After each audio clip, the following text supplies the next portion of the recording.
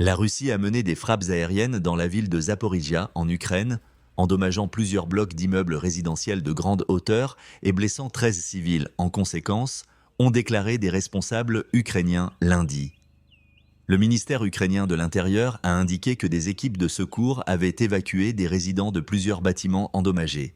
Juste un jour plus tôt, des responsables ukrainiens avaient signalé une attaque russe similaire sur des immeubles résidentiels de grande hauteur dans la ville de Kharkiv, où 21 personnes ont été blessées. La Russie nie mener des attaques contre des civils, mais des milliers d'Ukrainiens ont perdu la vie à la suite de telles attaques depuis que le président Vladimir Poutine a lancé l'invasion à grande échelle et non provoquée de l'Ukraine en février 2022.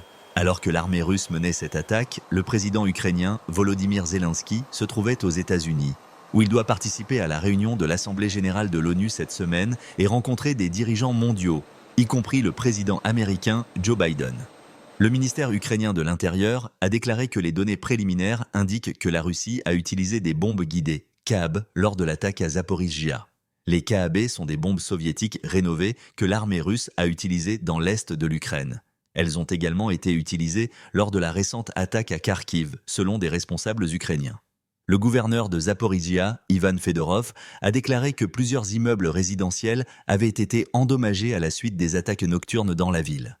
Il a mentionné que des tentes avaient été installées pour aider les résidents des bâtiments endommagés.